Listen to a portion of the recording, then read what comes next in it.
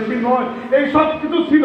আল্লাহ নবী একটা পরিচয় কেউ ভাঙেন নাই, কিন্তু এর উপরে প্রত্যেককে একে অন্যের সাথে মুআখা অর্থাৎ ভ্রাতৃত্ব বন্ধনে আবদ্ধ করে দিয়েছে।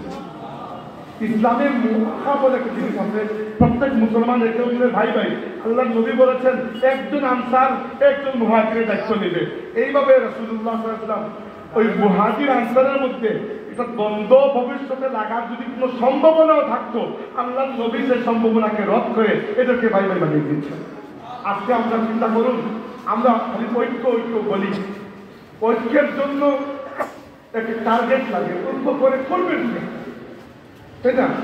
ঐক্য করলেন করে কোনো কাজ নাই, এই ঐক্যটি করবেন না। এর থেকে নিজে নিজের দেখা সুন্দর মতো কাজ করুন, দরকার নেই। ঐক্য তখন যদি ইসলাম বিরোধী বাতিল কোনো শক্তি, ইসলাম বিরোধী কোনো শক্তির মোকাবিলা করতে হয়, বাংলাদেশের মুসলমানরা আগেও হাতে হাত মিলিয়ে দেখিয়েছে, ভবিষ্যতেও হাতে হাত মিলিয়ে দেখাবে ইনশাআল্লাহ। আপনাদের মনে নাই তসলিমা নাসরিনের বিরুদ্ধে আন্দোলনের সময় আল্লামা ফজলুল সাহেব রহমতুল্লাহ নেতৃত্বে সিলেটের প্রত্যেক মাসলাকের আলিম একত্রিত হয়েছিল, মনে নাই? শাহজালাল বিশ্ববিদ্যালয়ের ওই যে একটা হল বিরুদ্ধে আন্দোলনের সময় ফজলুল সাহেবের নেতৃত্বে সবাই এক হয়েছিল, মনে নাই? তো আন্দাজি খালি বুঝতে পারেন না, সাহাকার করবেন না যে আলিমদের মধ্যে ঐক্য নাই, ঐক্য আছে। তো ঐক্য করে কি করবেন? ঐক্য করে বিয়েতে খাইতে যাবেন? তো ইস্যু থাকলে ঐক্য হবে, নাইলে নিজে নিজের জায়গায় কাজ করে যান, খামোখা একসাথে বসে তো মারামারি দরকার নাই।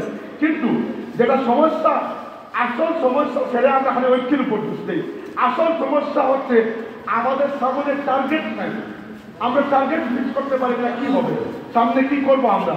বাংলাদেশে আমি যদি ইন্টারভিউ নেই যতটা ইসলামী দল আছে সব দলের সভাপতিদেরকে, যে আগামী 10 বছরে আপনাদের প্ল্যান কি বলুন, আমি নিশ্চিত 2-3 জন ছাড়া বাকি বেশিরভাগই বলতে পারবেন না যে আসলে কোনো প্ল্যান নাই, এমনি আল্লাহ চালাইতেছেন করতেছেন।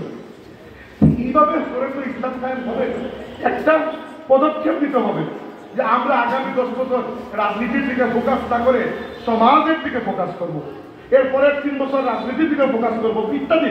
আমি বলছি না যে আমাদের জিজ্ঞেস করুন, আপনি নিজে নিজে তৈরি করুন, কিন্তু একটা সিলেবাস তো থাকতে হবে।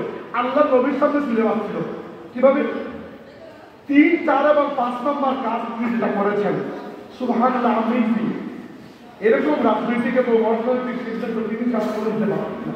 3 নম্বর কাজ, প্রথম কাজ কি? আল্লাহ ঘর তৈরি করা।